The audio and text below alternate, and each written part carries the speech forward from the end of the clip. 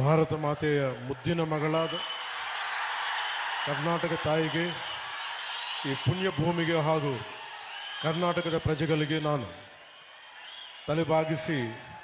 ನಮಸ್ಕರಿಸುತ್ತಿದ್ದೇನೆ. ಗೌರವಾನ್ವಿತ ಒರಿಸ್ಸಾದ ಮಾಜಿ ಮುಖ್ಯ ನ್ಯಾಯಮೂರ್ತಿಗಳು ಮತ್ತು ಭಾರತದ ಸುಪ್ರೀಂ ಕೋರ್ಟ್ನ ಮಾಜಿ ನ್ಯಾಯಮೂರ್ತಿಗಳು ಶ್ರೀ ಜಸ್ಟಿಸ್ ವಿ ಗೋಪಾಲ್ ಗೌಡ ಅವರು, ನಮಸ್ಕಾರ. ಗೌರವಾನ್ವಿತ ಕೇಂದ್ರ ರಾಜ್ಯ ಸಚಿವರು, ರೈಲ್ವೆ ಸಚಿವಾಲಯ ಮತ್ತು ಜಲಶಕ್ತಿ ಸಚಿವಾಲಯ ಹಾಗೂ ಸಂಸದರು, ತುಮಕೂರು ಲೋಕಸಭಾ ಕ್ಷೇತ್ರ ಶ್ರೀ ವಿ ಸೋಮಣ್ಣ ಅವರು, ಗೌರವಾನ್ವಿತ ಸಂಸದರು, ಕೋಲಾರ ಕ್ಷೇತ್ರ ಶ್ರೀ ಎಂ ಮಲ್ಲೇಶ್ ಬಾಬು ಅವರು, ಗೌರವಾನ್ವಿತ ಮಾಜಿ ಉಪಸಭಾಪತಿ, ಕರ್ನಾಟಕ ವಿಧಾನಸಭೆ ಮತ್ತು ಮಾಜಿ ಶಾಸಕರು, ಚಿಂತಾಮಣಿ ಕ್ಷೇತ್ರ ಶ್ರೀ ಎಂ ಕೃಷ್ಣಾರೆಡ್ಡಿ ಅವರು,